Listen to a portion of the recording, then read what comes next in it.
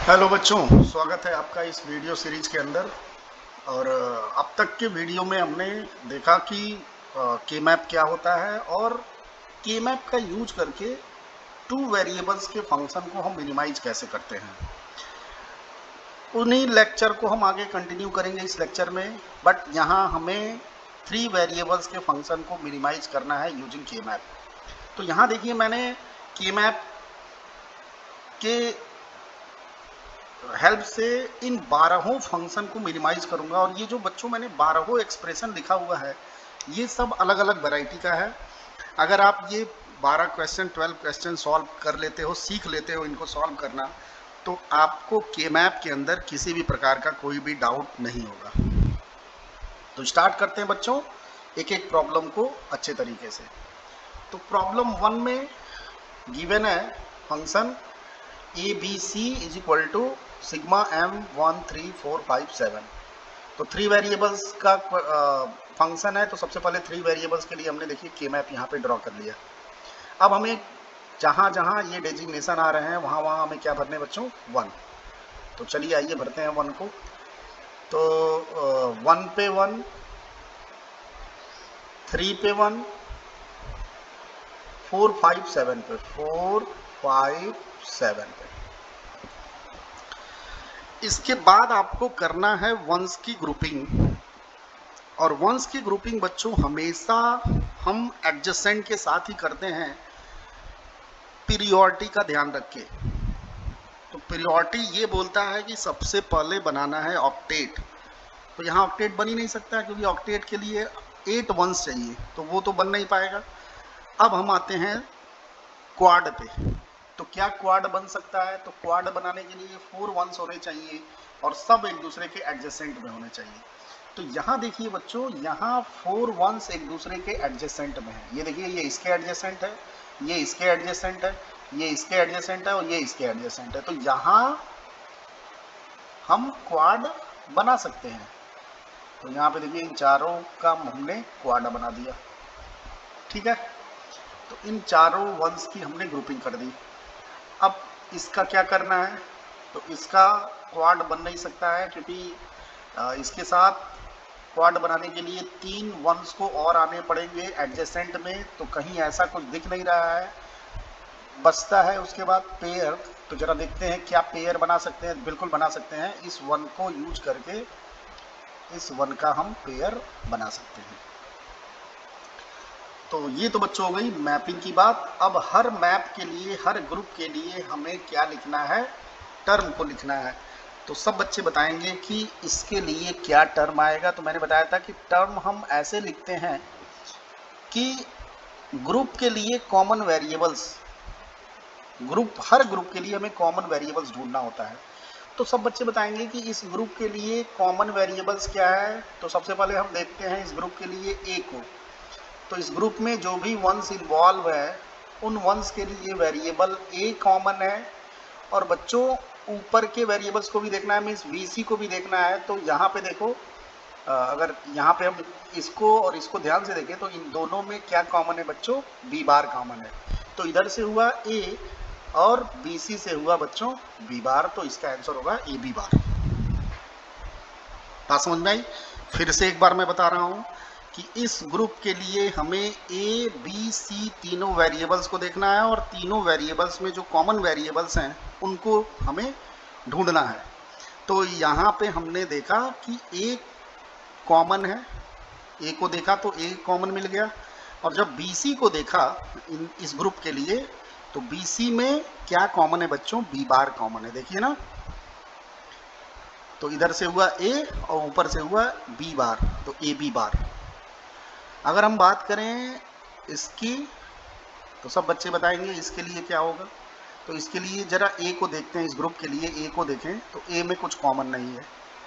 बात करें अगर बीसी की, तो बीसी में देखिए यहाँ पे इन दोनों सेल में, सॉरी इन दोनों टर्म में क्या कॉमन है बच्चों? सी कॉमन है। तो यहाँ पे इसके लिए क्या हो जाएगा? सी हो जाएगा।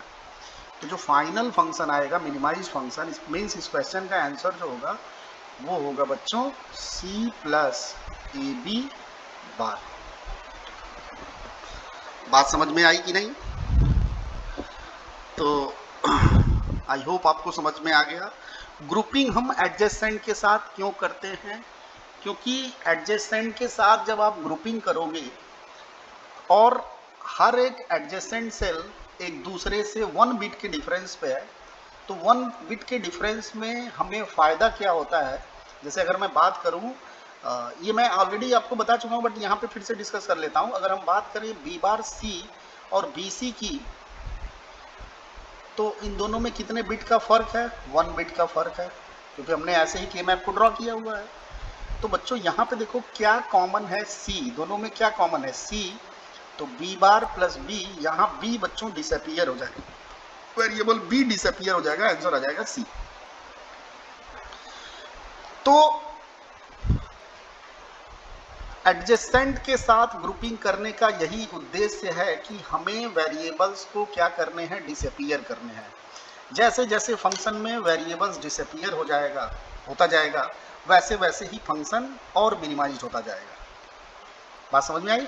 और जितना बड़ा बच्चों ग्रुपिंग होगा, फंक्शन उतना ही ज़्यादा मिनिमाइज होगा, क्योंकि कॉमन में कुछ कॉमन वेरिएबल्स मिलेगा नहीं भाई। जितना बड़ा ग्रुप होगा उतना ही कम कॉमन वेरिएबल्स मिलेगा। जैसे आप देखो ना, पेयर के लिए 2 कॉमन वेरिएबल्स मिले, बट क्वाड के लिए एक ही कॉमन वेरिएबल्स मिला। तो जितना बड़ा ग्रुप होगा उतना ही कम वेरिएबल्स कॉमन मिलेगा और फंक्शन उतना ही ज़्यादा क्या होगा बच्चों, मिनिमाइज्ड होगा। इसलिए मैं बोल रहा हूँ कि सबसे पहले हम बड़ा ग्रुप को बनाएंगे। मीन्स सबसे पहले हमें बच्चों ऑक्टेट बनाना है, फिर क्वाड बनाना है, फिर पेयर बनाना है, फिर सिंगल टर्म बनाना है। बात समझ में आई कि नहीं। तो अब चीज़ों की फीलिंग थोड़ी थोड़ी आ रही है, ठीक है। आइए अगला क्वेश्चन करते हैं। ये था बच्चों प्रॉब्लम 1। अब हम सेकेंड प्रॉब्लम पे आते हैं। तो प्रॉब्लम नंबर 2। तो प्रॉब्लम नंबर 2 के लिए पहले के मैप को ड्रॉ करते हैं। तो यहाँ पे देखिए मैंने ड्रॉ कर लिया। अब इसमें भरते हैं हम 1 को। तो 1 कहाँ कहाँ भरना है, जहाँ जहाँ ये डेजिग्नेशन गिवन है, 0 1 2 3 4 5 6 7, 0 से लेके 7 तक सब में है क्या, 0 1 2 3 4 5 6 7 सब में 1 आ गया। तो बहुत अच्छी बात है। 0 1 2 3 4 5 6 एंड 7। तो यहाँ क्या बनेगा बच्चों, ऑक्टेट बनेगा। तो आप बताइए इस ग्रुप के लिए कुछ कॉमन है, नहीं कॉमन है, तो इसका आंसर क्या हो जाएगा, f इज इक्वल टू 1। सारे वेरिएबल डिसअपियर हो जाएंगे, ठीक है भाई। जब कुछ कॉमन ही नहीं है, इसका मतलब क्या हुआ, सारे के सारे वेरिएबल्स क्या हो गए, डिसअपियर हो गए। तो इस क्वेश्चन का आंसर क्या आ जाएगा, 1 आ जाएगा। मैंने आपको बताया था कि कभी भी ऐसा हो कि सारे सेल्स में 1 आ जाए, तो उसका आंसर क्या हो जाएगा बच्चों, 1 हो जाएगा। तो ये तो क्वेश्चन बहुत आसान था। थर्ड क्वेश्चन पे आते हैं। चलिए 1 को भरते हैं इसमें। तो क्या क्या गिवन है इसमें, क्वेश्चन नंबर 3 में 0 3 6 7, 0 3 6 7।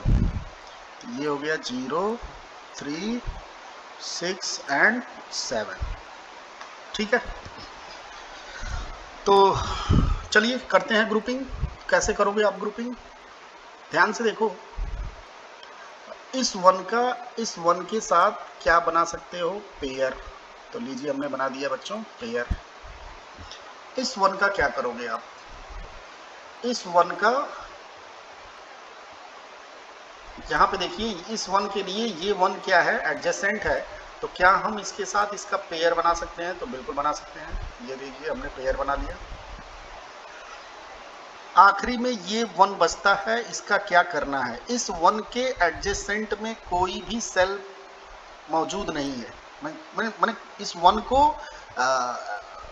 ग्रुप करने के लिए किसी भी एडजेसेंट सेल में 1 प्रेजेंट नहीं है, तो मजबूरन इसका क्या करना पड़ेगा, सिंगल टर्म बनाना पड़ेगा,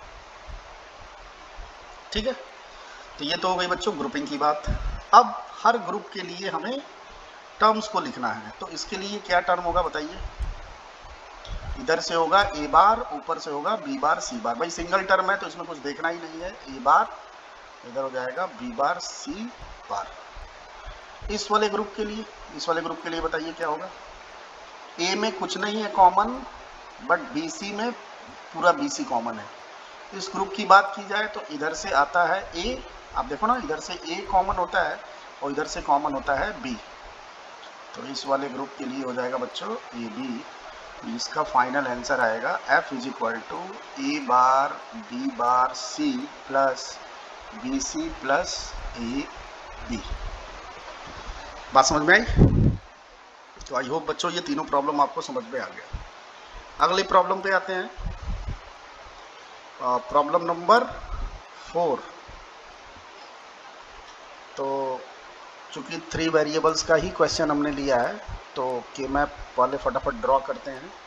अब इसमें भरते हैं हम 1। तो क्वेश्चन नंबर 4 के लिए बच्चों 1 to 4 7 गिवन है। तो 1 2 4 एंड 7, ठीक है। तो आइए इसकी ग्रुपिंग करते हैं। पहले आप खुद ट्राई करो, फिर मेरे सोल्यूशन से आप मैच कराना। तो क्या करोगे आप, तो जैसे ही आपने इस मैप को देखा, इस टेबल को देखा, हर एक 1 को देखा और किसी भी 1 का कोई भी एडजेसेंट में 1 नहीं है। अगर हम बात करें इसकी तो इसके एडजेसेंट में कोई 1 नहीं है। तो ये क्या बनेगा बच्चों, सिंगल टर्म। यही केस इसके लिए भी है तो ये भी सिंगल टर्म बनेगा, ये भी सिंगल टर्म बनेगा। सेम केस इसके लिए भी है और वही केस इसके लिए भी है। तो सबके लिए बच्चों क्या बन जाएगा, सिंगल टर्म बनेगा। तो हर एक ग्रुप के लिए हम टर्म को लिखते हैं। तो इसके लिए टर्म क्या आएगा, ए बी बार सी। देखो ना इधर से ए, ऊपर से बी बार सी बार। इसके लिए बच्चों क्या आएगा, इधर से आया ए बार, ऊपर से आया बी बार सी। यहाँ बताओ क्या आएगा, इधर से हो गया ए, ऊपर से हो गया बी सी, और इसके लिए इधर से ए बार और यहाँ हो गया बी सी बार। अब सबको हमें क्या कर देना है, सबका हमें क्या करना है, सम कर देना है। तो इसका आंसर आएगा बच्चों F is equal to A B bar C bar plus A bar B bar C plus A B C plus A bar B C bar. बात समझ में आई? यहाँ तक किसी को कोई कन्फ्यूजन नहीं, क्योंकि सारे क्वेश्चन मैंने आसानी उठा रखे हैं। अब आते हैं प्रॉब्लम नंबर 5। प्रॉब्लम नंबर 5 में क्या गिवन है क्वेश्चन में, तो आइए उसके लिए चलते हैं हम ऊपर। 157, तो 157 तो ये बहुत आसान। करना क्या है आपको, इस 1 का इसके साथ ग्रुप बनाना है, पेयर बनाना है, और इस 1 का इसके साथ। भाई यहाँ पे एडजेसेंट है तो ठीक है भाई, हमने बना दिया ग्रुपिंग। ऑक्टेट नहीं बना, क्वाड नहीं बना, बना पेयर। तो अब लिखते हैं हम आंसर। तो इस ग्रुप के लिए क्या होगा, इधर से कुछ नहीं कॉमन होगा, ऊपर से बी बार सी, और यहाँ इसके लिए इधर से हो गया ए और ऊपर से कॉमन होगा सी। तो आंसर आ जाएगा बच्चों बी बार सी प्लस ए सी। प्रॉब्लम नंबर 6 पे आते हैं।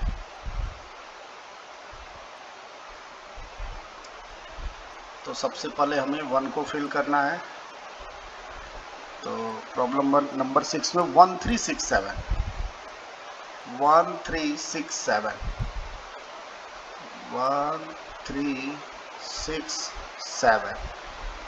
अब ये प्रॉब्लम थोड़ा सा हट के है, इसलिए इसको मैप करने में आप बिल्कुल ही ध्यानपूर्वक इसका ग्रुपिंग करेंगे।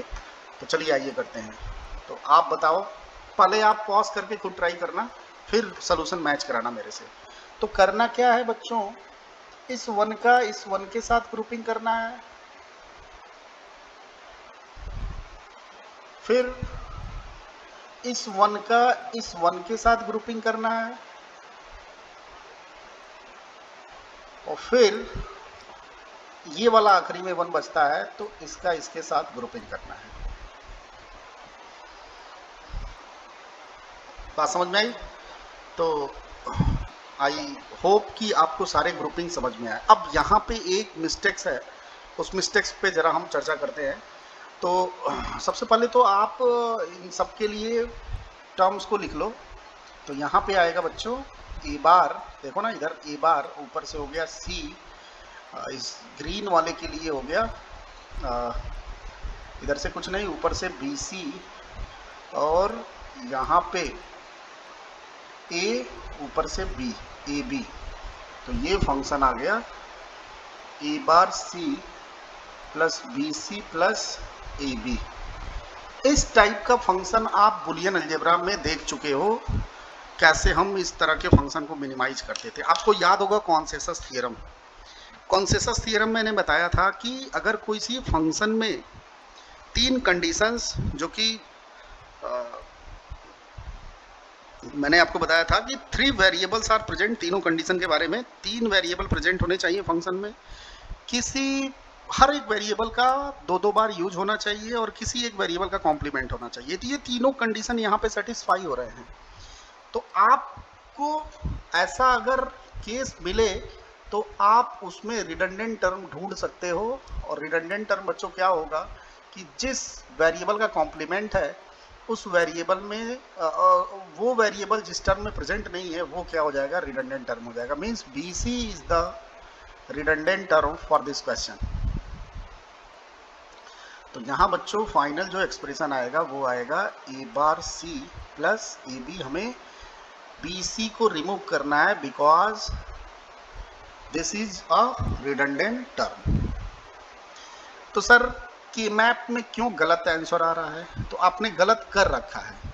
गलत क्या कर रखा है आप ध्यान से देखो। ये जो ग्रीन वाला आपने ग्रुप बनाया है, इस ग्रुप को आपने जबरदस्ती बनाया है, जबकि ऑलरेडी सारे वंस मैप हो चुके हैं। नहीं आया समझ में? आइए मैं आपको समझाता हूँ इसको अच्छे से। भाई हमने क्या किया था कि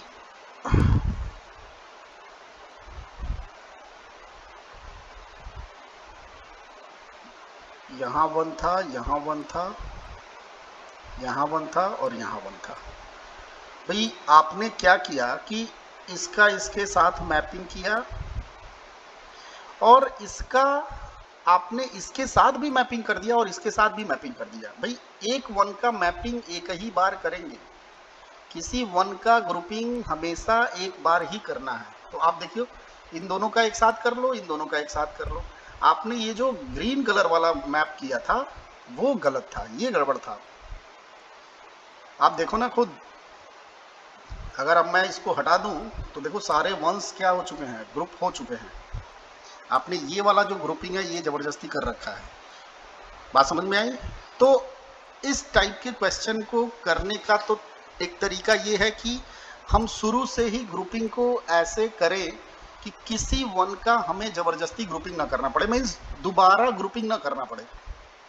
भाई यहाँ पे आपने दोबारा ग्रुपिंग कर दिया है इन वंस का, इसीलिए ये गड़बड़ी हुई है। तो या तो आप जब क्वेश्चन स्टार्ट करो, ग्रुपिंग करना स्टार्ट करो, तो आपका ये अप्रोच होना चाहिए कि हमें किसी वंस को दोबारा ग्रुप नहीं करना है, ठीक। या एक तरीका मैं आपको बता रहा हूं कि मैं कहता हूं कि आप जबरदस्ती कर दो, जैसा जैसा आपको अच्छा लगता है ग्रुपिंग करना वैसा वैसा कर दो। लेकिन आखिरी में एक आप स्टेप बस उसमें अप्लाई कर दो और उस स्टेप का नाम है बच्चों remove redundant term. Remove redundant term, आपको रिडंडेंट टर्म को उस मैपिंग में से रिमूव करना है। तो सर रिमूव रिडंडेंट टर्म हम कैसे पहचानेंगे? आपने हमको कॉन्सेसस थ्योरम से तो बता दिया है, बट ऐसा थोड़े ना है कि हर बार कॉन्सेसस थ्योरम अप्लाई होगा। तो के मैप से बच्चों रिडंडेंट टर्म को कैसे ढूंढना है वो मैं आपको जा रहा हूं बताने। तो उसके लिए आपको क्या करना है, यहाँ पे आते हैं हम लोग। उसके लिए आपको करना क्या है कि पहले तो आप सब सारे वंस को जैसा जैसा आपको उचित लगे आप फटाफट ग्रुपिंग कर लो। ग्रुपिंग करने के बाद ये स्टेप फॉलो करो, ये स्टेप आप अप्लाई करो। तो इस स्टेप में क्या बोलता है कि आपको रिडंडेंट टर्म को रिमूव करना है। तो कैसे रिडंडेंट टर्म आप छांटोगे, कैसे आप पहचानोगे रिडंडेंट टर्म को, तो वो मैं आपको जा रहा हूँ बताने। आप क्या करना, जितने भी आपने ग्रुपिंग किए हैं एक एक करके रिमूव करना सबको। जैसे अगर मैं इस ग्रुप को रिमूव करूं, ध्यान दो इधर, अगर मैं इस ग्रुप को रिमूव करूं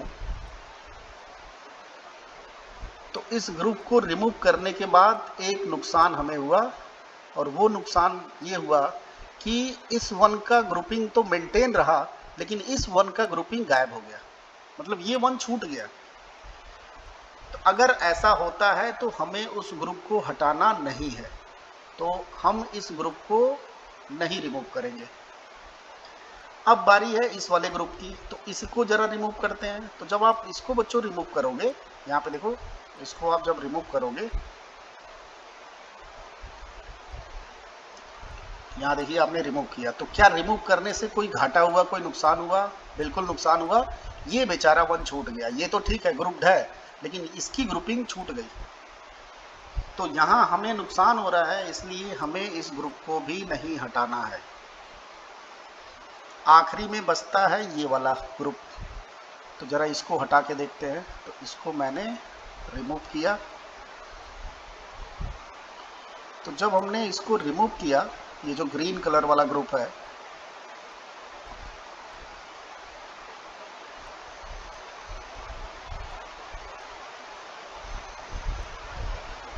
यहाँ देखिए, रिमूव करने के बाद इस ग्रीन वाले ग्रुप को किसी भी प्रकार का कोई नुकसान हुआ नहीं, क्योंकि देखिए जब मैंने इस ग्रुप को हटाया तो किसी भी वन की ग्रुपिंग छूट नहीं रही है।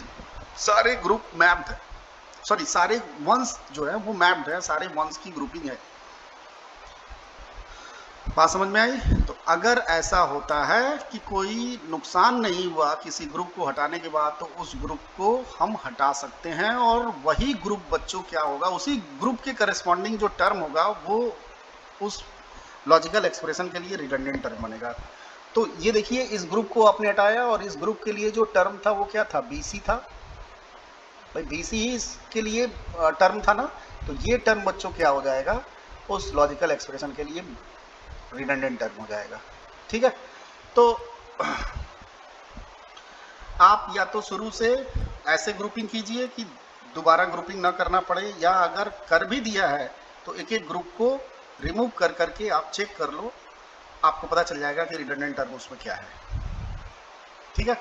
इस तरह की क्वेश्चन बच्चों बहुत बार पूछे जाते हैं, क्योंकि ये थोड़ा डाउटफुल क्वेश्चन है, और इसमें बच्चे गलती भी कर जाते हैं। तो इस तरह की प्रॉब्लम को आप बहुत ही इत्मीनान तरीके से करेंगे, और ऐसा क्वेश्चन 4 वेरिएबल्स में बहुत ज़्यादा आता है। ठीक है? तो इस तरह के क्वेश्चन में आपको क्लियरिटी और पता चलेगी जब आप 4 वेरिएबल्स का क्वेश्चन सॉल्व करोगे। ठीक है? तो अगले वीडियो में बताऊंगा कि 4 वेरिएबल्स के क्वेश्चन में इस तरह के प्रॉब्लम्स को कैसे सॉल्व करना है। हालांकि मैंने बता दिया है, बट वहाँ थोड़ा सा और आपको फील आ जाएगा। ठीक है? तो ये तो हो गया बच्चों प्रॉब्लम नंबर 6। अब हम आते हैं प्रॉब्लम नंबर 7 पे।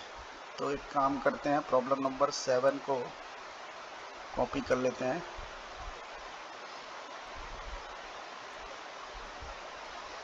और यहाँ कर लेते हैं पेस्ट। ठीक, और यहाँ से की मैप को कॉपी कर लेते हैं।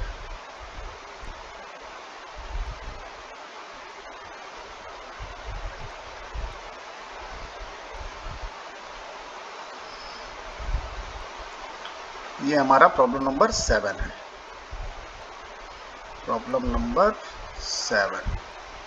तो सबसे पहले तो इसमें ये जितने भी वन फिल किए हैं उनको हमें हटाना पड़ेगा, क्योंकि ये मैपिंग दूसरे क्वेश्चन का है। तो ये लीजिए, हमने इनको हटा दिया।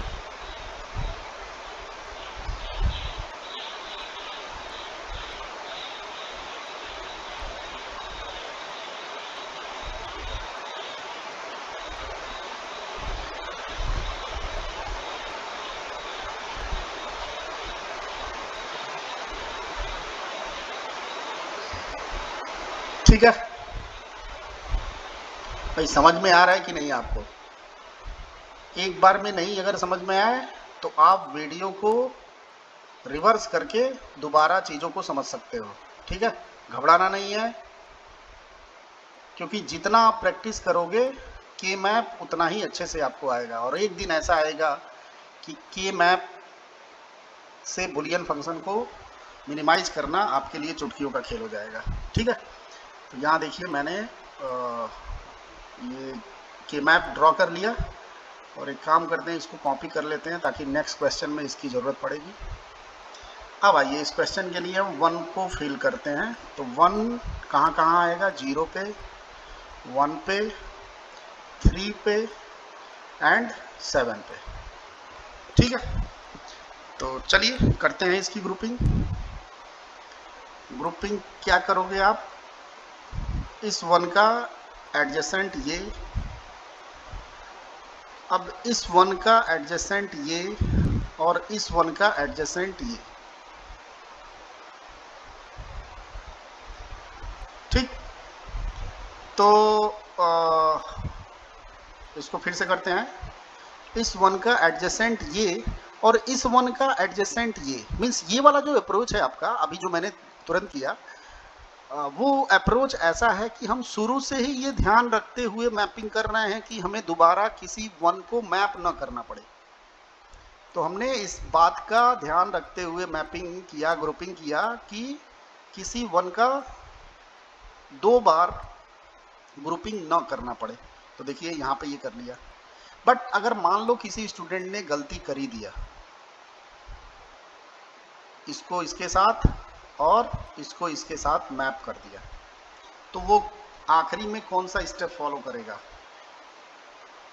Remove redundant term. ठीक है, तो अगर मैं एक एक ग्रुप को रिमूव करूं, फॉर एग्जांपल अगर मैंने इसको रिमूव किया तो देखिए ये 1 छूट गया, तो हमें इसको रिमूव नहीं करना है, ये एज इट इज रहेगा। ठीक है, तो अभी मैं इसको बना दूंगा। लेकिन अगर मैं इसको रिमूव कर दूं, यहाँ पे देखिए, अगर मैंने दूसरे वाले ग्रुप को रिमूव कर दिया तो किसी 1 का नुकसान नहीं हुआ। ऐसे ही जब आप इसको रिमूव करोगे तो ये वाला छूट जाएगा। तो जिसको रिमूव करने से किसी भी प्रकार का कोई नुकसान नहीं हुआ, उसको हमें क्या करना है बच्चों? रिमूव कर देना है। बात समझ में आई? अब यहाँ लिखेंगे हम आंसर। तो इसके लिए क्या आएगा? इधर से ए बार, ऊपर से बी बार, तो ए बार बी बार। यहाँ पे देखो इसके लिए क्या हो जाएगा? इधर से तो कुछ नहीं है, इधर से क्या कॉमन है? B C. तो आंसर हो गया A bar B bar plus B C. और इसमें जो रिडंडेंट टर्म था वो था बच्चों ये वाला क्या था? रिडंडेंट टर्म था। बात समझ में आई? और ये रिडंडेंट टर्म क्या था? अगर इसके लिए हम लिखें तो ए बार और ऊपर से सी, तो ए bar C is the redundant term. बात समझ में आई? तो आई होप बच्चों के मैप आपको बिल्कुल अच्छे तरीके से आ गया। और इसमें एक वैरायटी का क्वेश्चन और करते हैं। चलिए आते हैं क्वेश्चन नंबर 8 पे।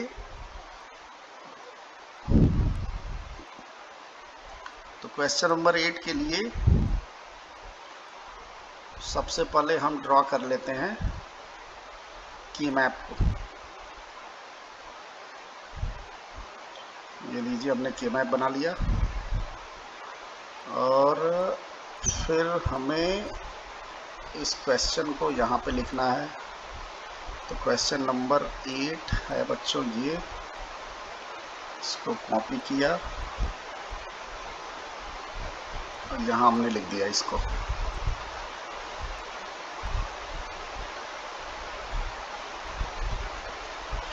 और एक काम करते हैं, की मैप को भी कॉपी कर लेते हैं, नेक्स्ट क्वेश्चन में हमें आवश्यकता पड़ेगी।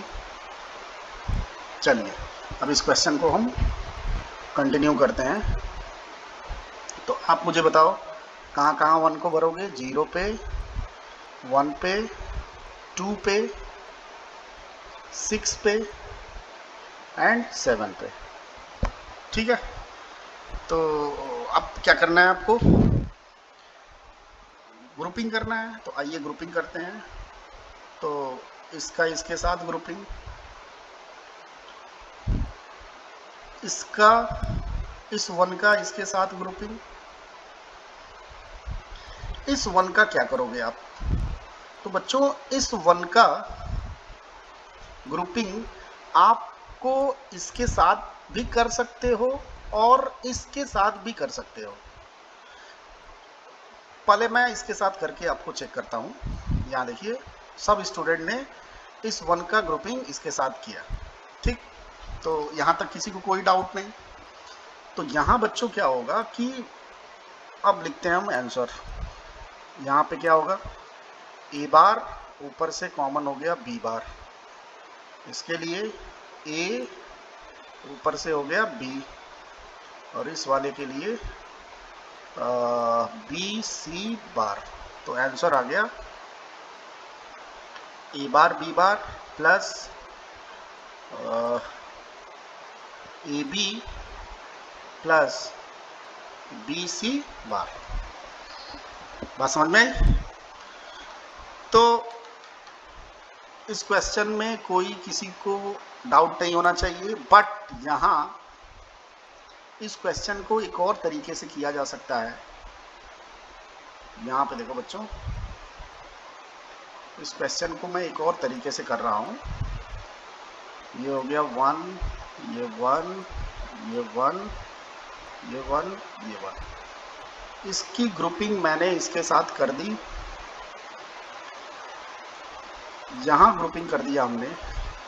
इस 1 की ग्रुपिंग बच्चों इसके साथ भी कर सकते हो और इस 1 की ग्रुपिंग आप इसके साथ भी कर सकते हो। अब आपके मन में यहाँ पे थोड़ा सा खलबली मच गई होगी कि सर ये वाला तो इसका एडजेसेंट नहीं है, तो सर आप कैसे ग्रुपिंग कर रहे हैं? अभी थोड़ी देर पहले आपने किया था कि एडजेसेंट के साथ ही हमें ग्रुपिंग करना है। तो बच्चों मैं आपको बताना चाहूँगा कि इस सेल का एडजेसेंट ये है, क्योंकि आप जरा देखो तो BC बार के बाद इस सेल के बाद इस सेल की स्टार्टिंग होगी। तो क्या इन दोनों सेल में 1 बिट का डिफरेंस है? तो जरा देखते हैं। BC बार के बाद मैंने कहा B बार C बार वाले सेल की स्टार्टिंग होगी। तो ध्यान से देखो बच्चों, C बार तो फिक्स है, B बार बस चेंज हुआ है। अगर हम देखें तो ये क्या है बच्चों, फिक्स है, मीन्स इसमें चेंजिंग नहीं हुई, सिर्फ चेंजिंग इसमें हुई है। इसका मतलब इन दोनों में कितने बिट का डिफरेंस है? 1 बिट का डिफरेंस है, इसलिए इसका एडजेसेंट बच्चों ये होगा। इसलिए कभी भी ऐसा क्वेश्चन आपको मिले कि इधर वाले 1 की ग्रुपिंग इधर के सेल के 1 के साथ करना हो, तो बेहिचक बिना हेजिटेशन के साथ आप ग्रुपिंग कर सकते हैं। बात समझ में आई बच्चों? तो एक तरीका ये भी होगा इस क्वेश्चन को सॉल्व करने का, ठीक है। तो आंसर क्या होगा भाई? आंसर लिखते हैं हम। इसका ऑलरेडी हम लोग लिख चुके हैं ए बार बी बार, इस वाले का भी ऑलरेडी लिख चुके हैं ए सी ए बी, और इस वाले का पिछले तरीके में इसके साथ हमने ग्रुपिंग किया था और इसमें हमने इसके साथ ग्रुपिंग किया। तो इस वाले मेथड में इसका आंसर आएगा बच्चों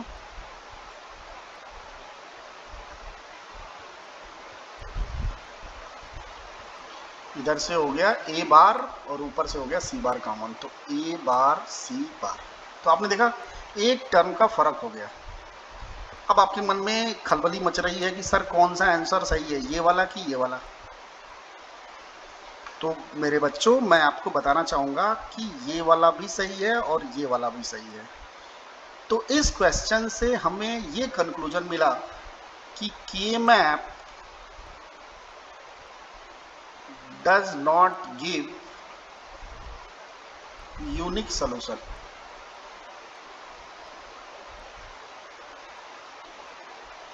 बात समझ में आए? Very very important point. किसी फंक्शन का मिनिमाइजेशन यूजिंग के मैप दो आंसर आ सकता है, मोर देन वन आंसर आ सकता है, यूनिक सोल्यूशन नहीं होगा। ऐसा हर क्वेश्चन में नहीं होगा, बट किसी क्वेश्चन में ऐसा सिचुएशन बन जाएगा कि उसमें दो या दो से अधिक भी आंसर हो सकते हैं। तो बच्चों ये पॉइंट आप बिल्कुल अपने माइंड में रखोगे, आपको बिल्कुल घबराना नहीं है कि के map does not give unique solution. ठीक है, अभी आगे और भी क्वेश्चन आएंगे इस तरीके के, जिसमें मोर देन वन आंसर हो सकता है किसी भी क्वेश्चन के लिए, अगर आप उसको के मैप से मिनिमाइज करते हो। तो चलिए करते हैं क्वेश्चन नंबर 9।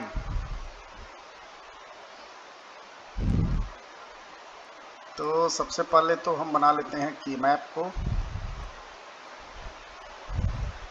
और क्वेश्चन नंबर 9 को यहाँ पे ले आते हैं। ये है बच्चों हमारा क्वेश्चन नंबर 9, और इसको करते हैं यहाँ पे पेस्ट, की मैप को कर लेते हैं कॉपी। चलिए अब करते हैं इस क्वेश्चन को। तो यहाँ बच्चों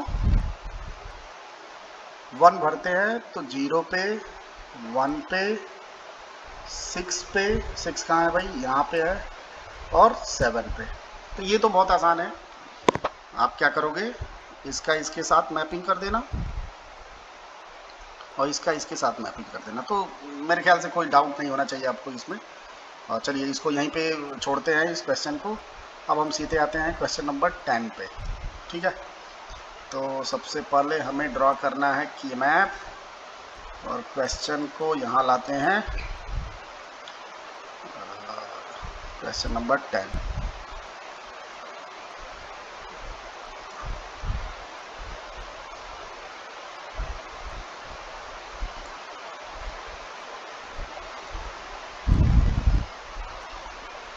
तो आइए सॉल्व करते हैं इसको। 1 4 5 6 7, तो 1 4 5 6 एंड 7। तो आप बताओ क्या करोगे। यहाँ देखो साफ साफ आपको क्वाड दिख रहा है, तो क्वाड के लिए 4 1s होने चाहिए। तो यहाँ पे देखिए 4 1s दिख रहा है, यहाँ हमने बना दिया क्वाड। इसका क्या करोगे, पेयर बना लोगे। तो फटाफट आंसर लिखते हैं। चलिए स्क्वाड के लिए हो गया बच्चों ए, और प्लस इस पेयर के लिए हो गया बी बार सी। तो ये भी क्वेश्चन बहुत इजी। क्वेश्चन नंबर 11 पे आते हैं।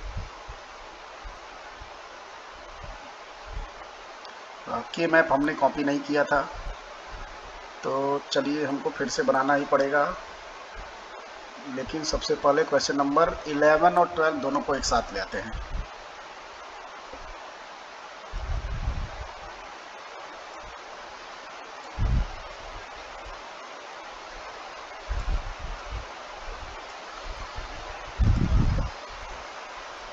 और बनाते हम लोग के मैप। चलिए आइए, ये हमने बना लिया के मैप, फटाफट बनाते हैं।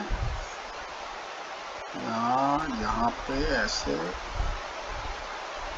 खुद ट्राई कीजिए। क्वेश्चन नंबर 11 12 जब तक मैं बना रहा हूँ आपको खुद ट्राई करना है। जितना ज़्यादा क्वेश्चन आप खुद से करोगे उतना ही आपका अभ्यास होगा और के मैप आपको अच्छे तरीके से आ जाएगा।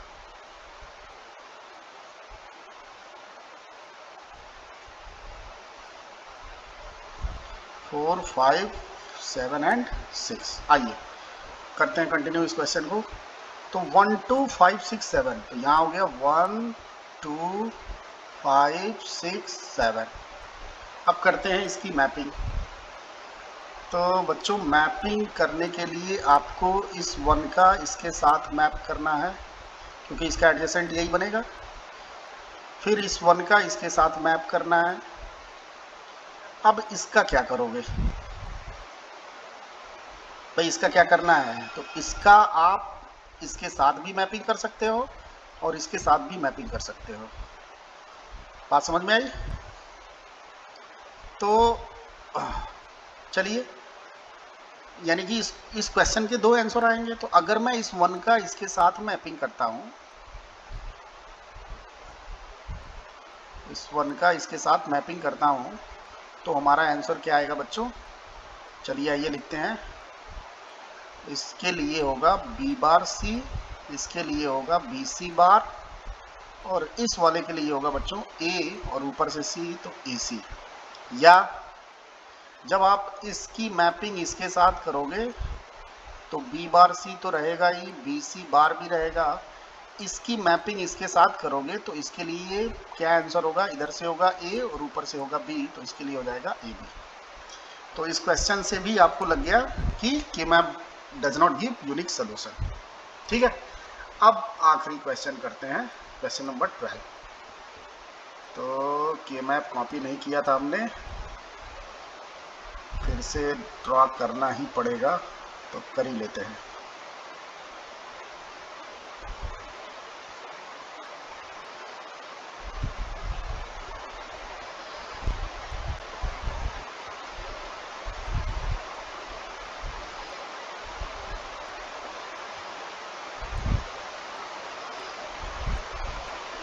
ए बी सी, इधर A bar A, B bar C bar, B bar C, B C and B C bar, 0 1 3 2 4 5 7 and 6।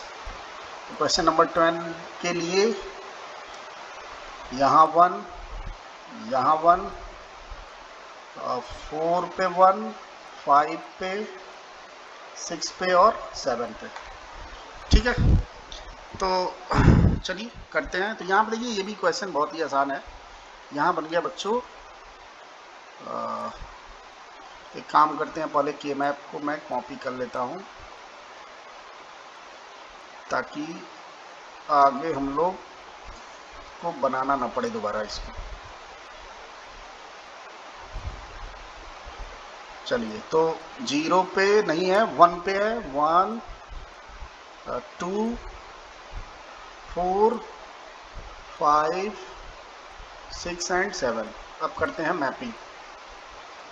तो ये तो सबसे पहले क्वाड दिख गया, फिर इस 1 का इसके साथ मैपिंग और इस 1 का इसके साथ मैपिंग। तो देखिए ये तो बहुत आसान है, आप इसके लिए आंसर लिख लेना, मैं टाइम पास नहीं करवाऊंगा आपका। बच्चों एक क्वेश्चन मैं अपने से दे रहा हूं आपको। सपोज कभी इस तरीके का सिचुएशन आ गया आपके लिए,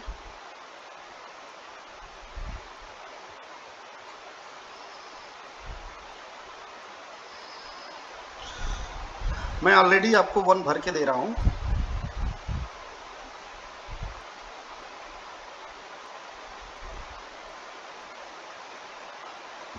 ऐसे हो गया, तो कैसे आप मैप करोगे? तो यहाँ देखिए सबसे पहले तो आपको क्वाड साफ साफ यहाँ पे दिख रहा है, ठीक। उसके बाद क्या करोगे, तो मैक्सिमम स्टूडेंट इस क्वेश्चन में क्या गलती करते हैं, वो इस 1 का इस 1 के साथ बना देंगे पेयर और यहाँ बना देंगे पेयर। तो बच्चों ये जो ग्रुपिंग है जिसको आपने पेयर बनाया है वो गलत है। सर गलत क्यों है भाई? अगर आप इधर देखिए, अगर इन दोनों 1 को इन दोनों एडजेसेंट 1 के साथ मैप्ड कर दो तो क्या बन जाएगा, क्वाड बन जाएगा। और मैंने ऑलरेडी आपको बता रखा है कि ये जो लास्ट वाला सेल है और जो फर्स्ट वाला सेल है वो एक दूसरे का क्या होता है, एडजेसेंट होता है। फर्स्ट सेल और थर्ड सेल एडजेसेंट नहीं होगा, क्योंकि एडजेसेंट वही होगा जिसमें एक बिट की चेंजिंग होगी। अगर हम फर्स्ट सेल का बात करें और थर्ड सेल का बात करें बच्चों, तो आप देखो तो क्या 1 बिट का डिफरेंस है? नहीं, यहाँ पे 2 बिट का डिफरेंस है। तो first cell third cell adjacent नहीं होगा, लेकिन हाँ फर्स्ट सेल और फोर्थ सेल जो आखिरी वाला सेल है बच्चों, वो एक दूसरे का क्या होगा, एडजेसेंट होगा। यानी कि ये 1 और ये 1 एक दूसरे के एडजेसेंट हैं, तो हम क्या ढूंढेंगे पहले, ऑक्टेट। ऑक्टेट नहीं मिला तो क्वाड। तो जब बच्चों यहाँ पे क्वाड बन रहा है तो हमें पेयर बनाने की जरूरत नहीं है, क्योंकि जब आप पेयर बना दोगे तो फिर नंबर ऑफ वेरिएबल्स जो फंक्शन में आएंगे फाइनल आंसर में, उनकी संख्या ज़्यादा होगी और वो आंसर क्या होगा, गलत होगा, वो फंक्शन मिनिमाइज फंक्शन नहीं होगा। ठीक है, तो इस तरह के क्वेश्चन में आपको ध्यान रखना है कि आखिरी सेल और फर्स्ट सेल एक दूसरे का एडजेसेंट होता है। ठीक है, तो इसके लिए आंसर क्या लिखोगे आप? तो हर ग्रुप के लिए आंसर लिखते हैं, तो सबके लिए इसके लिए क्या होगा, इधर से आएगा ए बार, और इस क्वाड के लिए क्या आएगा बच्चों आंसर? इधर देखिए ए में तो कुछ कॉमन नहीं है, लेकिन अगर मैं बात करूं इसकी और इसकी, तो इन दोनों में से देखिए सी बार कॉमन है, तो यहाँ पे हो गया सी बार, तो answer is A bar plus C bar. ठीक है, तो आप इस तरह का क्वेश्चन अपने दिमाग में रखना कि इधर के वन को इधर के वन के साथ हम मैप कर सकते हैं। फर्स्ट सेल फोर्थ सेल का आपस में मैपिंग कर सकते हैं because they are adjacent to each other. बात समझ में आई बच्चों?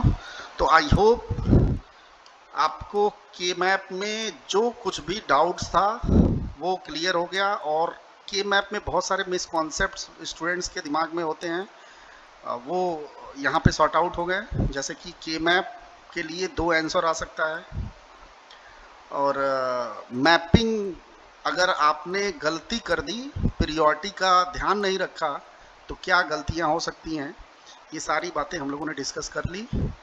अब हम इसके बाद के लेक्चर में 4 वेरिएबल्स के के मैप पे डिस्कशन करेंगे, और बच्चों एग्जाम में 4 वेरिएबल का ही क्वेश्चन आता है, ठीक है। बट आपका कॉन्सेप्ट क्लियर करने के लिए, इनिशिएट करने के लिए के मैप को 2 वेरिएबल्स और 3 वेरिएबल्स का मैंने हेल्प लिया, ठीक है।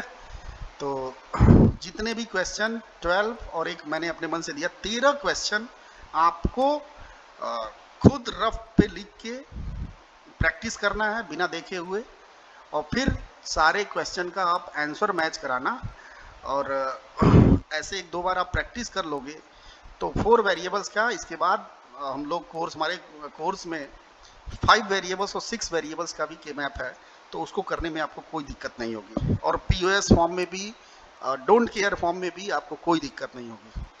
तो एसओपी फॉर्म का के मैप आपको अच्छे से आना चाहिए, किसी भी प्रकार का मन में कोई डाउट्स नहीं होना चाहिए। हर वैरायटी का मैंने, हर सिचुएशन को मैंने यहाँ पे डिस्कशन कर लिया है, ठीक है।